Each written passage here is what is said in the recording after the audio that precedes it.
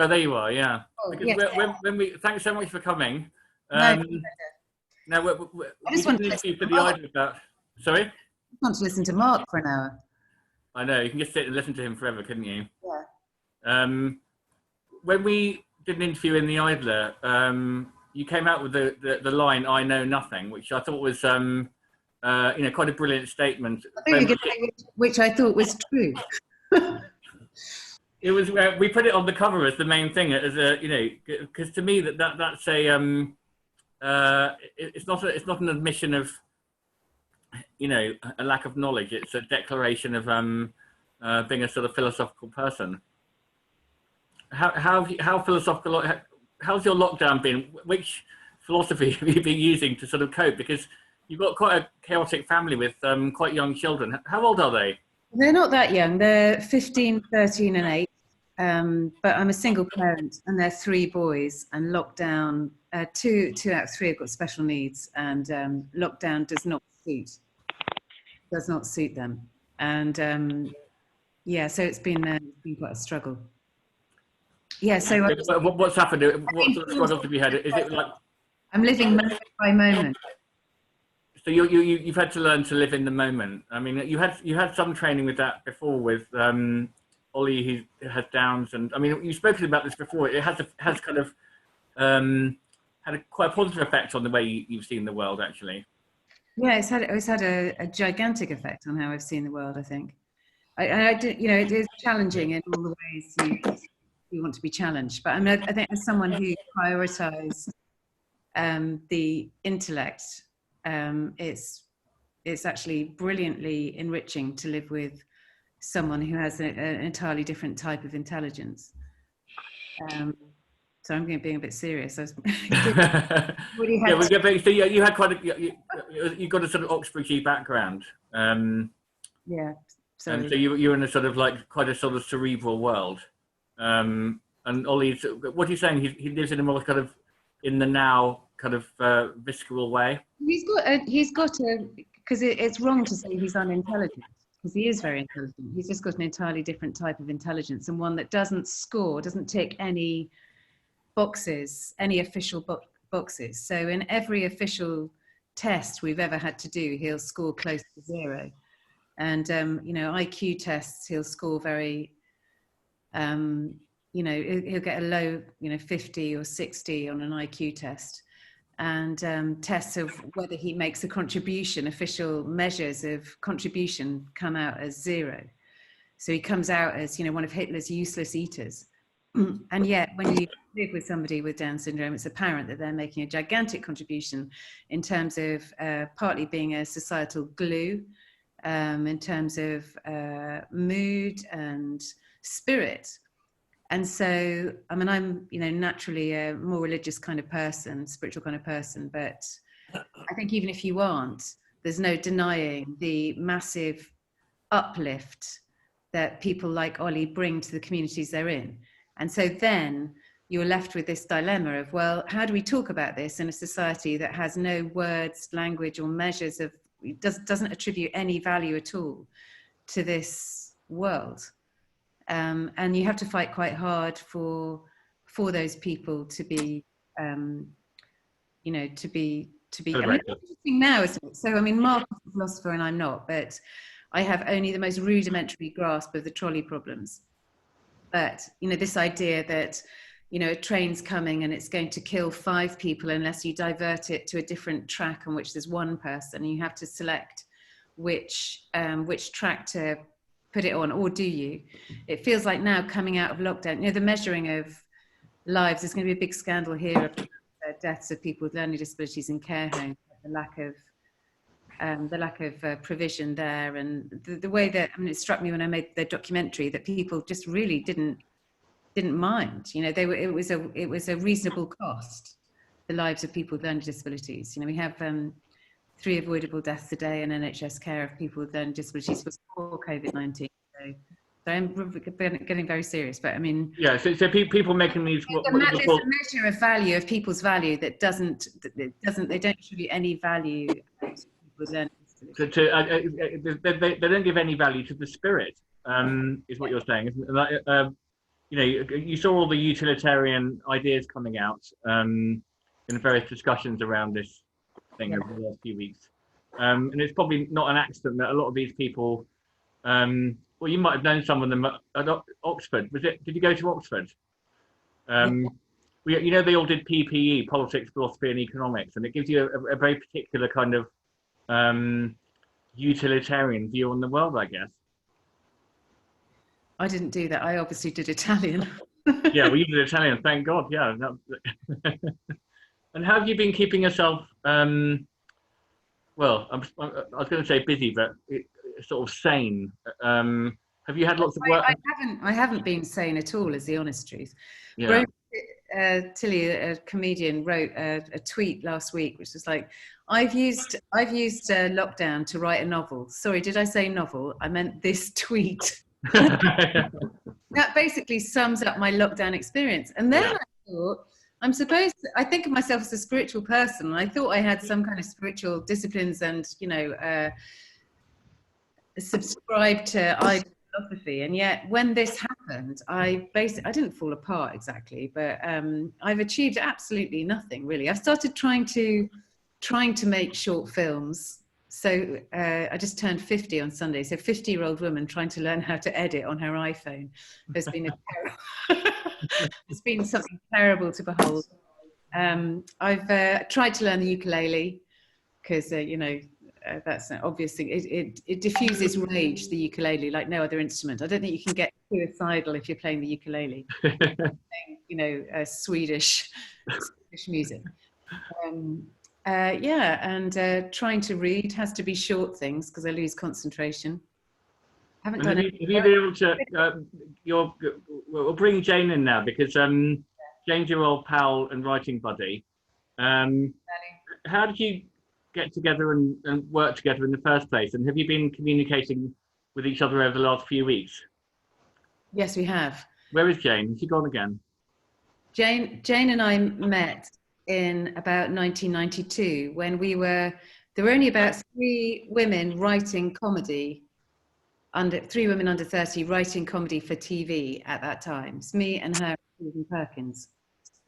And so we used to meet up and complain. Jane at the time wrote with David Quantick. She used to write gags for, she's not on the call, is she? She used to write gags for radio DJs. Yeah. David Quantick used to both wear orange shell suits. Jane left school at 16 to be the Guardian Acid House correspondent. Yeah, I remember her name from those days, from the sort of Smiley generation. Yeah. And so she's written a few books on drugs and was by far the coolest person I'd ever met in my life. Did she make you feel quite square? Extremely square. There she is. She's yeah, look, there she is. Look, yeah. Hang on, why am I echoing now? Jane, did you hear any of that? I heard the whole thing. I dispute it all. I'm by far not the dispute it all. You weren't the Acid House correspondent. No, that's all true. I think Sally knew lots of very, very, very cool people. I met Sally. I think we've told this story, but the one memory I have of Sally is she was a whore in a helicopter on one of our Mando's things. It's interesting about that. Yeah, I was doing the election night armistice with Jane. We were both working on Armando Iannucci's election night show, 1997, which had the amazing bouncy House of Commons in the brilliant. Yeah. And I was the whore. I was playing a whore in a helicopter who was trying to start the first sex scandal of the next government. And so I was like circling over Westminster with a megaphone, yelling out, "Looking for company!" And but I was wearing a pair of PVC trousers that I'd bought in Edinburgh the summer before, because there'd been an American act, Susie Wrong Human Cannon, who was a Hong Kong used to fire ping pong balls out of China on stage. Oh yeah, I remember. Oh, no, I don't. All the comedians were obsessed with her, and I was like, she's just wearing shiny clothes. That's all it is. And so I'd bought a pair of PVC trousers to prove my point. Put them on at 5 o'clock, and I got offered 3 jobs before I hit the bar. Well, brilliant. That was the 90s. You just have to dress up like a prostitute, basically. Yeah. Do I wear BBC trousers to work or not? And I never wore them again, except for as the whore in a helicopter, which was conceived of by Brilliant. you. Oh, there you go. You see, exactly that. But, Jane and Sally, can you tell me something?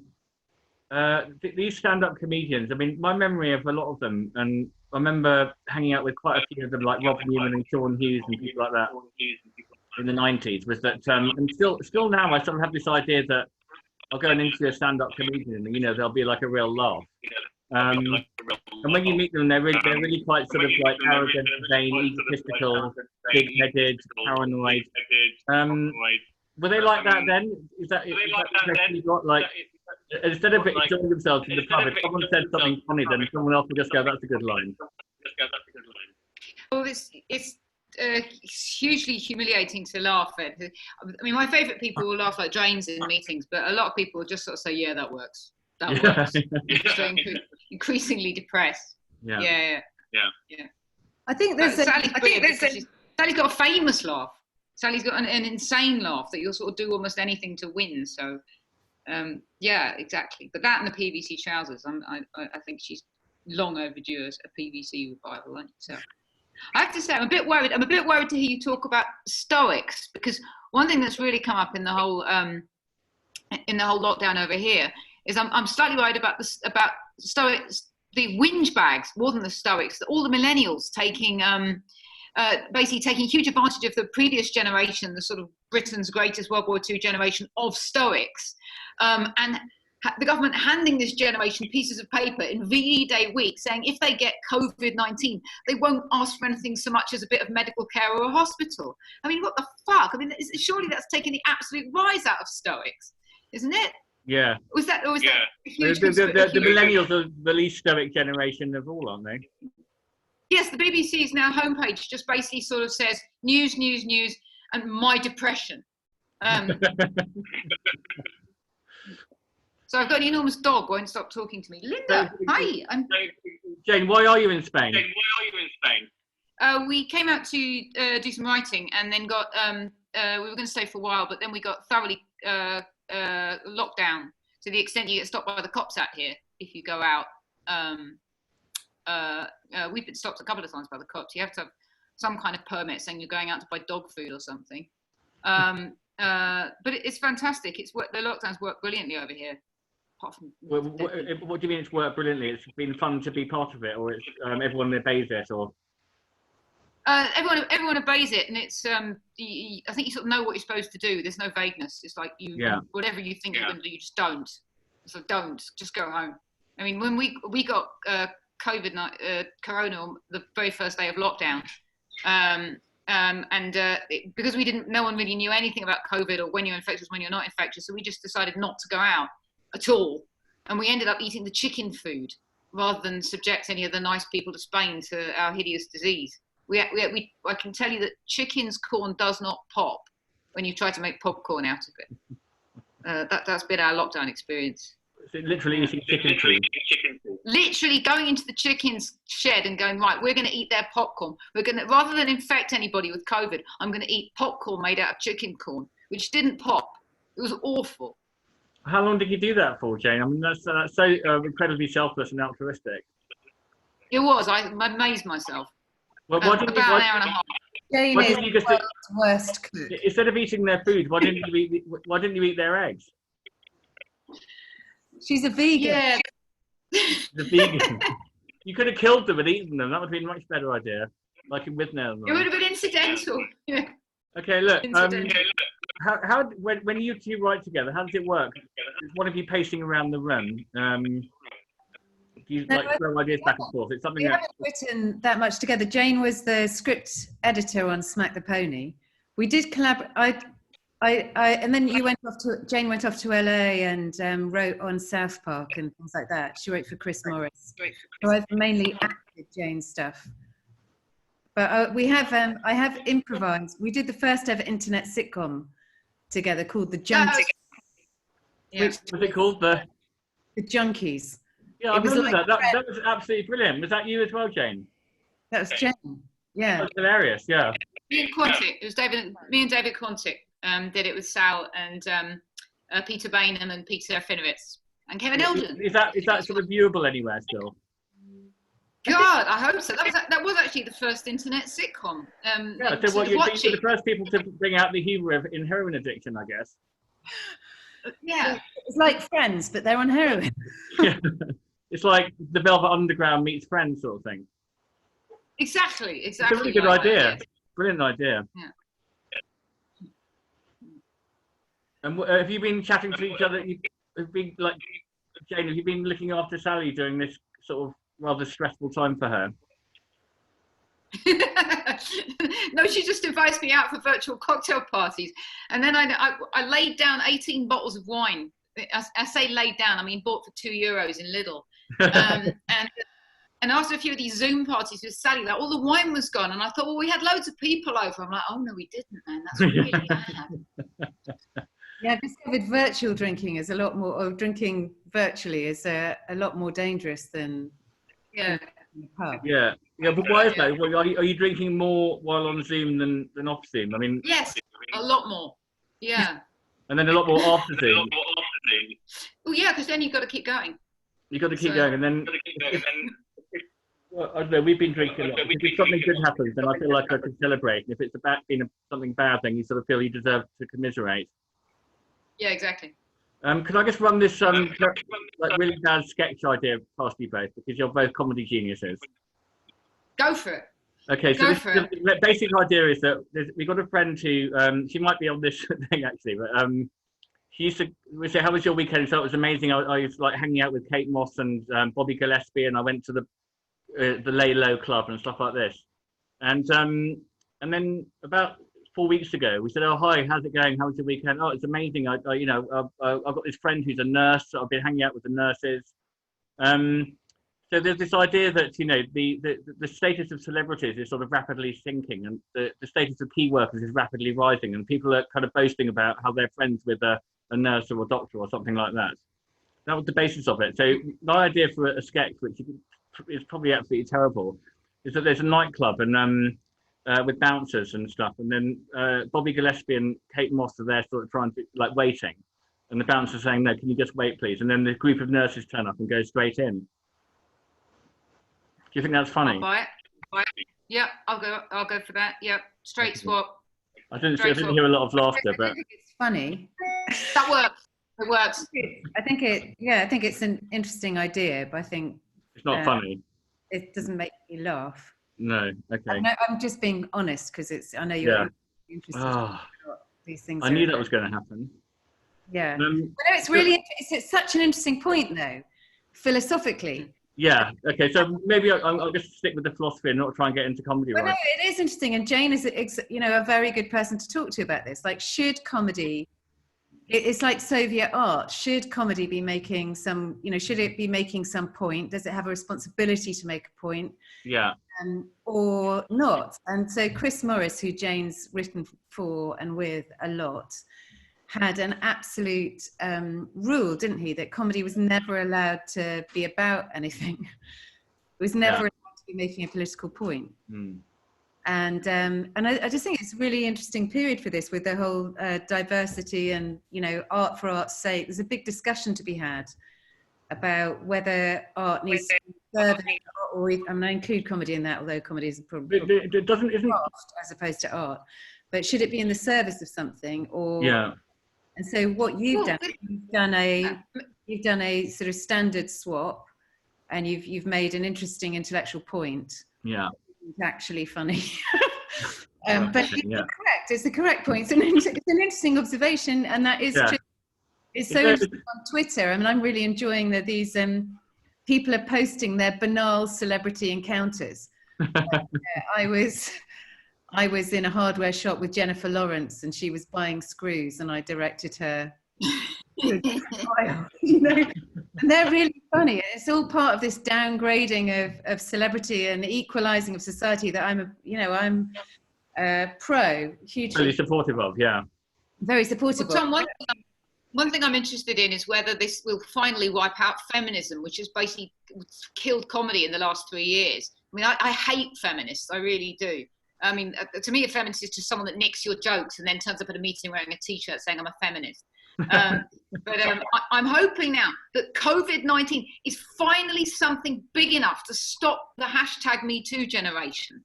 Is there finally something bigger than your fucking problems? We can make some jokes again. Will Ferrell has run. Have you not seen Will Ferrell's like a Labrador with his tail between his legs? He's too scared to make a joke at the moment. It's like where are the people? Literally, I think anyone funny, Louis C.K. I mean, a man with a willy like a bag of Whatsits. It's like everyone finally can come back, hopefully, because no one will dare say anything about their feminism. Yeah, what you're accusing feminists of being solipsistic, self-centered, winky, and whiny, and now they can stop whining. Yes. It's supposed to make you feel better. It's supposed to make you feel better. That's comedy. That's I think that's the big problem with comedy. Is you watch it, you feel worse. I think even funny. I don't even expect funny anymore. I just hope not to feel worse. So hopefully, a pandemic. It should make you feel better because it's sort of it's expressing something that you'd half thought or half noticed, kind of as an ordinary person, and it's such a relief to feel that someone else is also experiencing the same thing or has noticed it. Exactly. I got quite a good joke today, which was from my brother, which was it wanted someone to play the bagpipes while I'm masturbating? No weirdos, please. Now the feminists would not have allowed that. Oh dear, I think there's these two comedic traditions, though, aren't there? There's the clown and bouffon. So the clown is the person who falls down a well and walks into a wall, and the bouffon is the satirist who says, "Thank you for putting me in the ghetto," and that kind of thing. There's two very clear, different ways of approaching it. Yeah, it was like the sort of silly and the I don't know. Well, there's Barry Cryer versus I don't know. Well, I mean Armando, but I mean you can have sophisticated versions of both and coarse versions of both. But a lot of the thick of it is just sort of daft and sort of funny for being daft, isn't it? Yeah, I do. I mean, you've got to subvert expectations, basically, and subvert expectations. How are you going to do that? And people who have funny bones can do anything and make you. So then they have enormous freedom in what they say while they're making you laugh. Do you think there'll be some sort of outburst of, we've been talking in previous ones about, doing Tudor lockdown. Tudor lockdown. Doing Tudor lockdown. What about Tudor lockdown? I don't have to explain it, do I? Okay, we'll just to go backwards a little bit. I'll explain what Tudor lockdown was. And we know this from Ronald Hutton, the historian. He wrote about it on the Idler website. But all the theatres closed down. There was a mixture of plagues and flu-like viruses, and they did the exact same thing. All the shops were closed, no travelling. You were shutting your house, and all the theatres closed for months on end. So all the theatre companies were sort of buggered. But what did happen was that people like Shakespeare would write a lot of plays and come out of lockdown after 6 months with this amazing kind of explosion of creativity. Is that going to happen, Sally and Jane, in your lives or in people lives? Yeah, I think so. What I'm really excited about is that, I mean, our industry has definitely been taken over by middle management. So when we start, and we both turned 50 this week. So happy birthday, Jane. Happy birthday. Yeah. Happy birthday, Sally and Jane. Thanks. So when we started, when you were proposing a sitcom to BBC, there were two people. There was Camp, John Plowman, who produced AbFab. You'd go and, if you did a sort of slightly camp bells and whistles, songs and dancing, bright coloured clothes thing, you'd take it to John Plowman. And then more naturalistic, you take it to Jeffrey Perkins. And there were two people, and they had the absolute say on what was commissioned and what went out.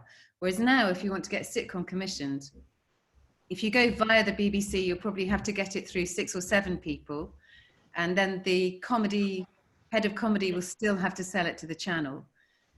Or you'll go to an independent production company. It's just many, many, many more people to get the thing passed. And I think the more people that have to say yes to it, the less chances it has of being idiosyncrasy, you know, being strange and wonderful, strange and Yeah, unique. because you've got the committee. And they say things like, this has to be more zeitgeisty.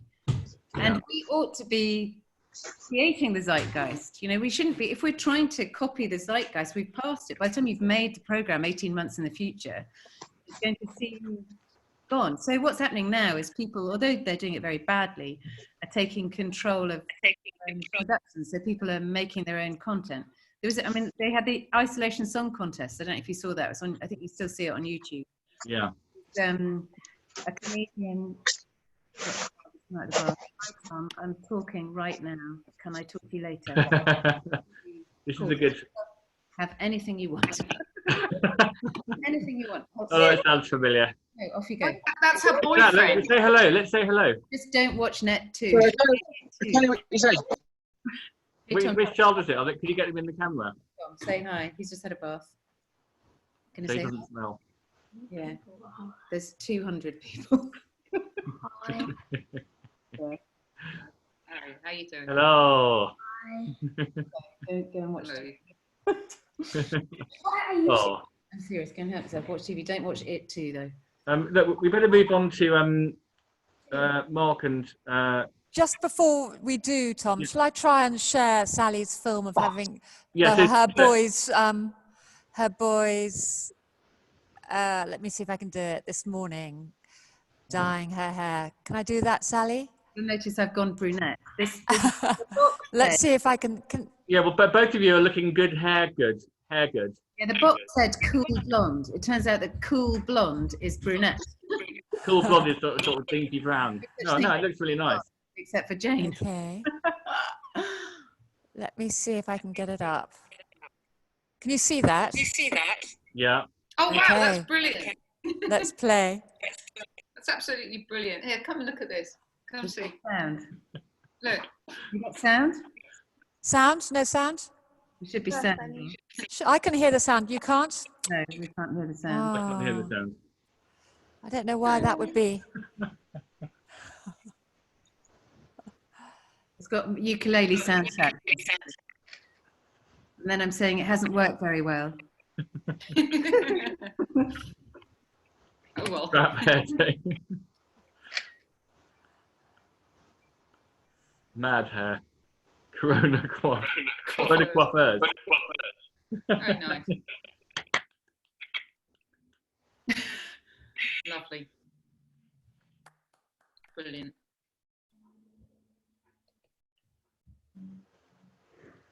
Oh. Sally, thanks for showing that. So, is there going to be there is going to be an explosion of creativity. People are getting on with it and doing it themselves. That's what you're saying. I think we'll have a bit more courage. I mean, I'm definitely experimenting.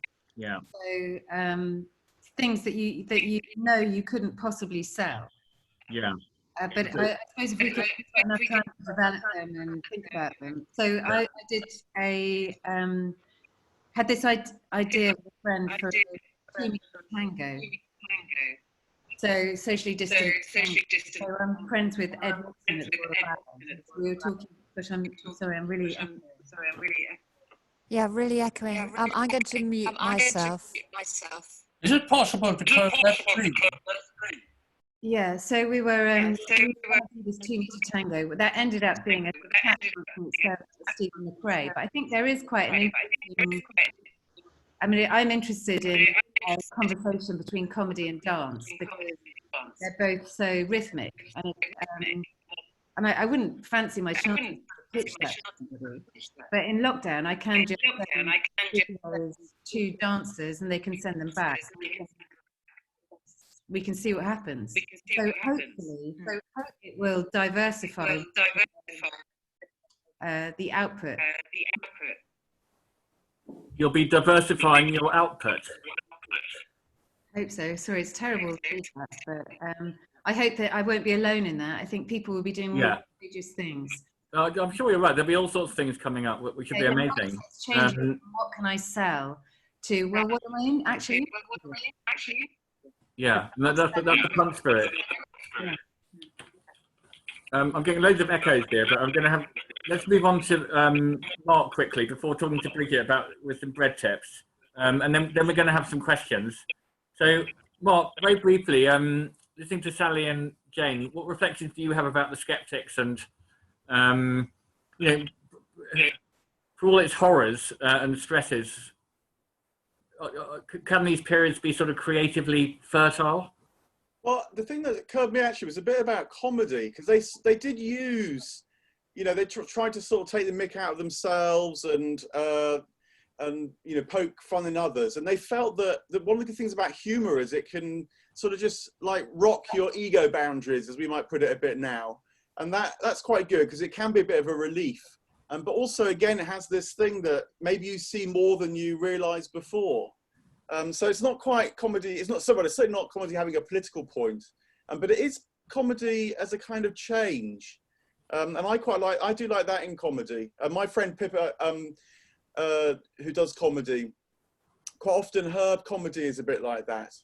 You know, you kind of feel, oh, you know, it's a bit trippy. I suppose it's trippy comedy. Maybe that's a sort of comedy as well. What sort of comedy did those Greek guys like? I mean, they all took the piss out of Socrates, didn't they? Aristophanes was quite a good friend of his and satirised him in The Clouds, I think. Yeah, I mean, probably the famous joke is a bit of a geeky philosopher's joke, but anyway, I'll try it. It was when Diogenes the Cynic used to go and hear Plato giving his lectures, and Plato gave very learned lectures on what is it to be human and all that kind of thing. And Diogenes was supposed to have turned up one week and had his prop ready when Plato said, "Humans are featherless bipeds." And Diogenes, the Cynic, pulled out a plucked chicken and said, "Here's a featherless biped." You know. And then not exactly a belly laugh, but well, it worked back then. It's not that funny. Sally, Jane, do you think that was funny? I didn't see Sally even move, but maybe she wasn't listening. I actually wasn't listening because I just saw that did a handout on the Cynics. And the handout on the Cynics, yeah, lots of handouts coming. Overdrive, and I downloaded it instantly. And also, I also posted your brilliant Theos lecture when you talked a lot about your son, actually. If anyone wants to follow that up, have a look in the chat. Sally gave a wonderful lecture about it all, and all about this, yeah, utilitarianism and so on. That was the other thought was, you see, I think the trouble is that if we don't seek to sort of change our very experience of life, then we just end up making these silly calculations. And I guess that's one thing which I got from what you were saying about your son, Sally, is that it actually just completely changed your experience of life. And that's what we should really be going for, trying to break out, not just sort of turn ourselves into ever-decreasing circles. I think it's quite a good, I mean, this is obviously because from a faith perspective, but I think it's just so telling that Jesus kept getting the disciples to cross the Sea of Galilee for no reason. And that is obviously a metaphor or allegory or whatever. It's just go and stand in the opposite position and just keep doing that. Just keep going to the opposite place where you're standing. And I just think that's a really good rule for life. So if you're standing in Oxbridge College studying PPE, go and stand in the opposite place. And the opposite place, you know, I'd recommend Down syndrome world. There's music, moonlight, love and romance. I'd recommend going to stand there for a bit. It's just constantly go and do that. And that is a way of always moving forward and deepening your experience and finding happiness. And I don't know, that seems to be, it's the best thing to an answer I have to anything. The fool on the hill sees the sun going round and the eyes in his head see the world spinning round. So I guess that kind of thing, isn't it? Fool on the hill should go and be an intellectual in the depths. Yeah, great one. You can see the creative process happening like right in front of us, guys. Bridget, can we talk a bit about bread baking for a moment? Is Bridget there? Yeah, can you hear me? Yeah. Oh, there you go. Yeah. So Bridget's in South Africa. I think you are half South African, or are you fully South African? But I was born in South Africa. Yeah, I've lived in Europe since I was 17. Around, not only in Europe, but the point is, I'm home, and I kind of got locked down here on purpose. I apologize if the lighting's not great. I've had to sort of improvise with candles and stuff because I'm literally on it's like the story of an African farm here. It's ridiculous. I mean, I literally look out of my front porch and there's nothing except a very abbreviated sort of fence between me and nothing. So it's really exciting for me. Really? So you really are doing this? How have you been using your bread baking is, what sort of bread have you been managing to bake? Well, I mean, before I came to this farm, I was in lockdown with a couple of friends who kindly hosted having me for a while, and I ended up with them for a month, in fact, the first month of lockdown. Baking, I was trying to sort of hone this recipe for you guys, actually, because I've got so many recipes and I'm used to working in a professional environment and not so much in a domestic kitchen. And to be honest, I know for a fact, having done this, that so many chefs, and I've done a previous recipe book, so we end up doing these recipes for people that are actually produced in commercial environments with lots of very sophisticated equipment. And even though they're scaled down for people using at home, you're not actually usually producing the bread yourself at home or testing the recipes at home. And I know a food photographer comes in, and when the recipe book's produced, you know, all the recipes are tested and all that kind of thing in an independent kitchen. But you know, when you're actually writing the recipes, you write differently when you've actually created them all from a domestic environment. So I'm hoping this recipe is actually, you know, going to be super useful to people that are working from their own kitchens. Yeah, with limited resources. What are your tips for people who want to start baking bread? I mean, the thing that gets me is that bread making ties in a little bit with your philosophical discussions. I mean, insofar as sort of centering yourself and, you know, this meditative, spiritual, religious, whatever you want to call it, sort of down to earth approach to living every day from, you know, start to finish with, you know, in a hands-on kind of way that's conscious and focused and calm. You know, bread making certainly does contribute to that state of mind, because you for obvious reasons, you know, it's something constructive, it's something you can eat at the end of it, and it takes, cooking definitely takes your mind off everything else, you know, especially when you're trying to follow a recipe. And I think a lot of people during lockdown have got into cooking, not necessarily just bread making, but all sorts of cooking. I know some people, probably parents, haven't got the same enthusiasm that many other singles who, you know, sort of, you know, that are sort of time poor usually have been, you know, have the enthusiasm they've shown is obviously much greater than probably parents who don't want to feed the kids another fucking meal. I'm not a parent, so, but I do sympathize. But I think it's really exciting how much enthusiasm there's been on social media for quarantine cooking. And I've enjoyed watching and following what people are doing in the kitchen, not just in terms of bread making, as I say, but just proud to be producing food, proud and enjoying their kitchens and the ingredients. And if you could boil down the whole process of making a loaf of bread, you know, from beginning to end, what are the key ingredients? Is it time? Is it flour, salt, water? Yeah, flour, salt, water, and time. And that's really it. You can just make it with flour and water. Yeah, well, I mean, if you've got, if you're going to set up a sourdough starter, obviously the natural yeasts, the wild yeasts you can capture in your environment that are present, that are airborne, they're already present on your hands. Lactic acid producing bacteria can be found on your own hands. So if you use your fingers when you're mixing, and then you've got it in the flour itself, and obviously the less processed that flour is, and the closer it is to the miller, the more of that natural yeast is going to be on it. So sourdough starter is not very hard to produce, but it needs to get strong. So basically, you need to develop the culture over about a week before it starts becoming active enough to make good bread loaves. But the point is, yeast is even though it's not natural, it's brewers, you know, it's even though it's manufactured, there's nothing actually wrong with it. And you can still, this is the recipe I've produced, you can still make a kind of fake starter with yeast and produce a poolish or a starter biga, they call it in Italy, that's like a sourdough, and it bubbles and it pre-ferments. And it lasts quite a long time, and then you build on it and you add flour and you do a second stage. It's as simple as that. So you do actually you introduce time with a fast acting yeast, but you can kind of hoodwink the whole process and pick up just like a best of recipe of the. Well, we put one of Bridget's recipes on the Idler website yesterday, so you can have a look at that. And she's doing our online course, which is an amazing huge, massive video course on all different aspects of bread baking and pizza making and so on. So have a look at that. Well, Vic, should we go to questions? Yeah, well, I know we're running a bit late. Just sent me a message saying that they just had a wedding, and it's a Hindu wedding, and they ended up going to Franco Manca. The bride's, he says the bride's wife the family of the wife of the bride's family all went to Franco Manca in Tooting, Balham, Brixton, blah, blah, blah. 7 nights in a row they had Franco Manca pizza. Oh, wow, that's quite a record. Yeah, well, Yes. Franco Manca is a great service. It's a great place. Well, Bridget, thanks so much. We might extend this a bit because we were a little bit late to start. So we've only got a couple of questions, so that's fine. We can speed through them. Thanks, Sally, Jane, and Bridget and Mark.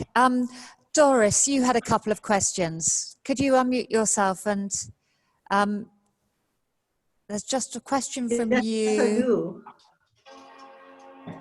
May I ask both my questions in one go? You can ask both of them all at once, yeah.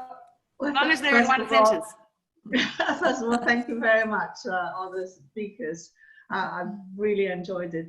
But to Sally and Jane, the two comedian writers and geniuses, you mentioned earlier that politics is not the thing with comedy, but in America, the most, well, arguably the most popular comedian, Stephen Colbert, it's all politics.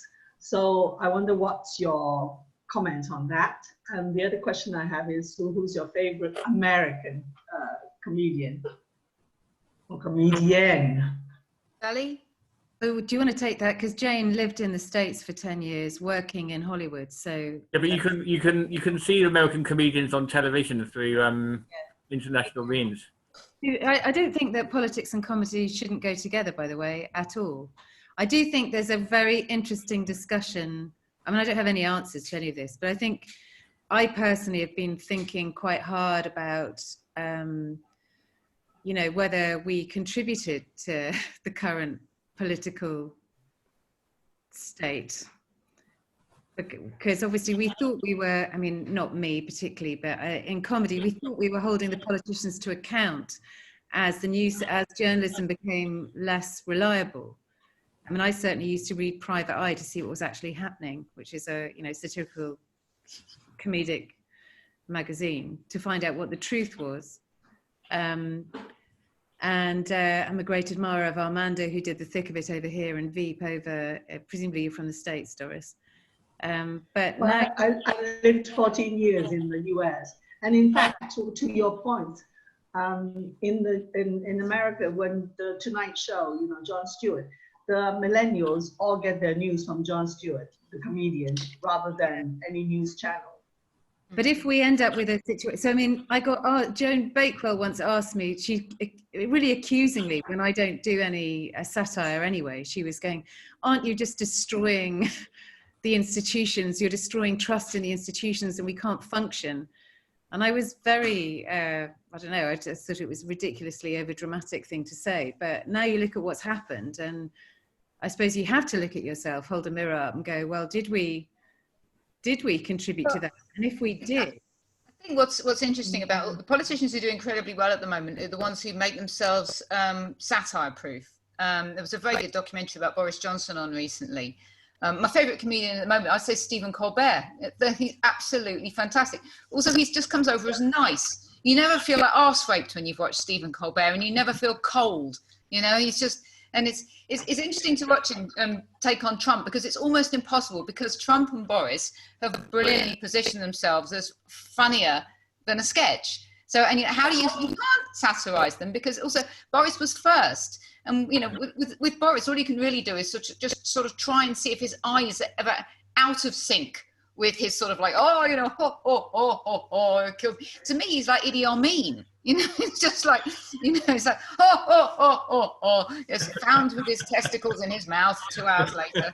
You know, it's, I think that what's interesting about the point Sally's making is that humour used to be, you know, separate from politics, and that you take the piss out of people.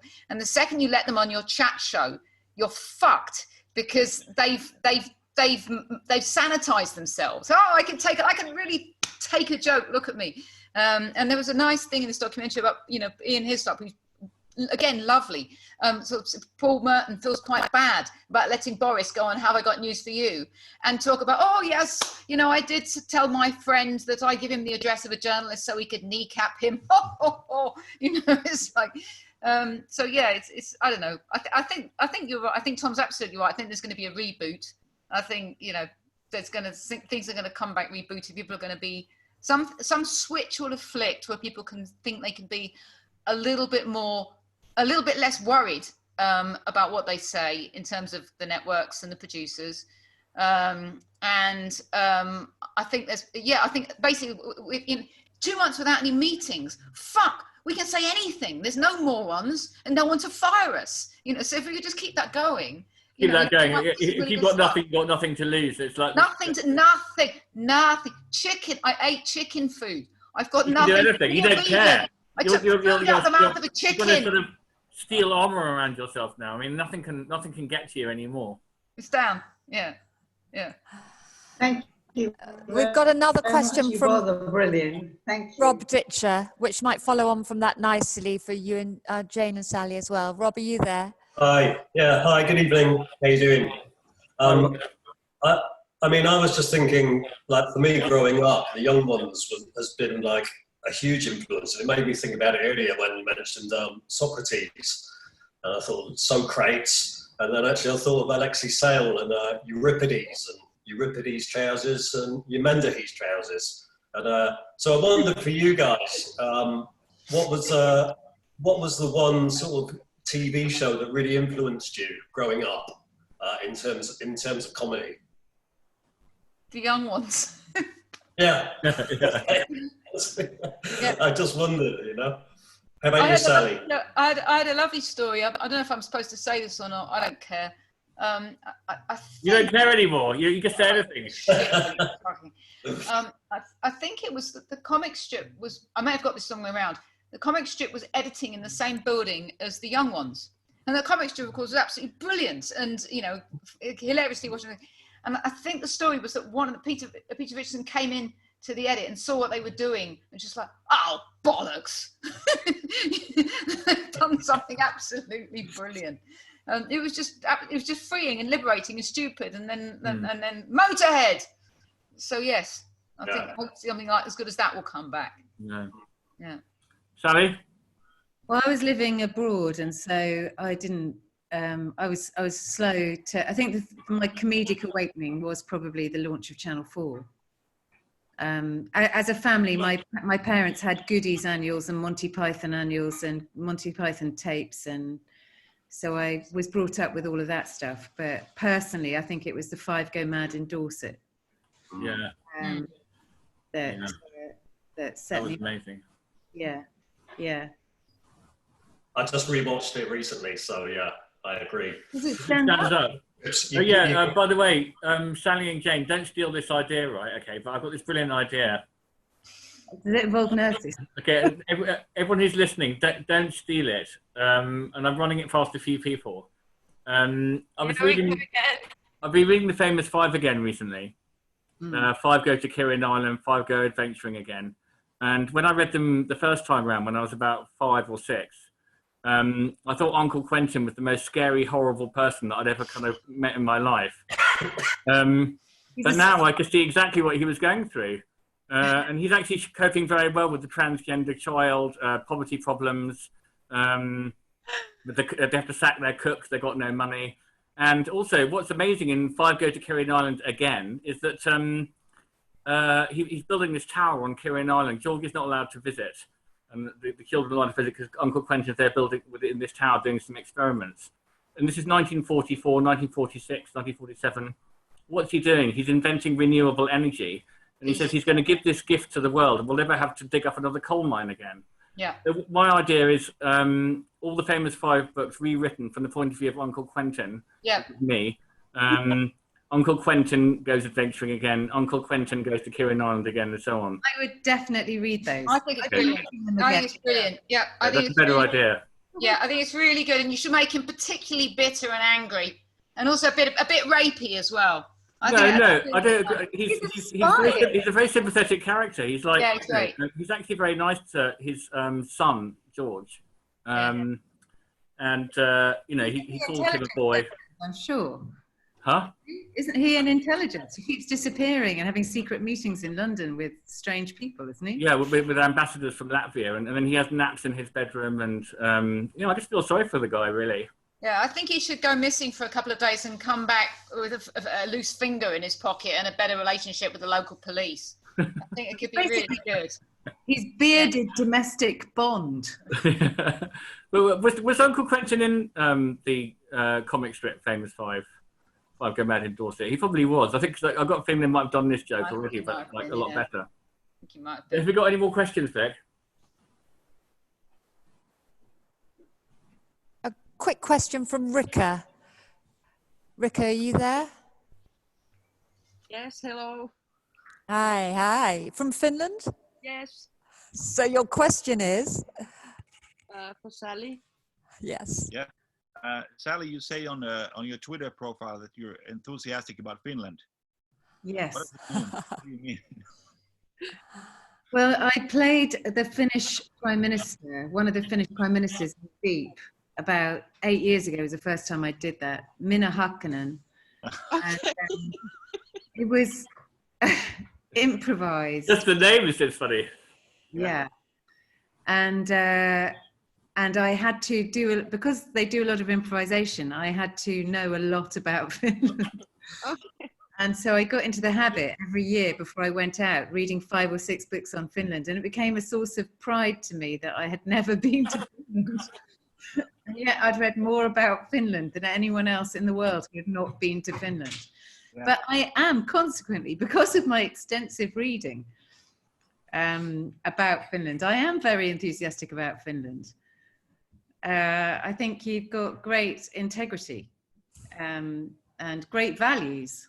And I think we could learn a lot from you. Sammy, what do you think about your own values in Finland? You're hitting each other with sticks in a sauna. That sounds like fun. Tom, you asked something. Yes, Sammy, what do you think about Finland? Do you agree with Sally's assessment of your country? Yeah, I think we have some nice values about like equality between sexes. But I think we value work a little bit too much here.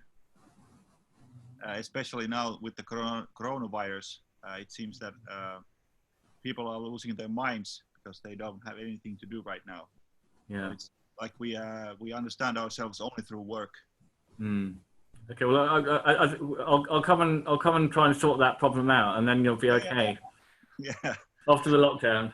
Yeah. But I saw somewhere that you there'd been some research done in Finland about giving everybody a flat wage, whatever job you did, and research had found, must have been Helsinki University, that people were not as demotivated by just earning the same as everybody else, whatever they did, as the US or we would imagine they would be, which is kind of a really interesting idea, which would free everyone up a little bit for idling. Yeah, I think the government we have now is working on like a citizen pay, that you get some money every month, regardless of what you do. If you're unemployed, you get the money. If you work, you get the money. So I hope we're gonna get that someday. I don't know yet.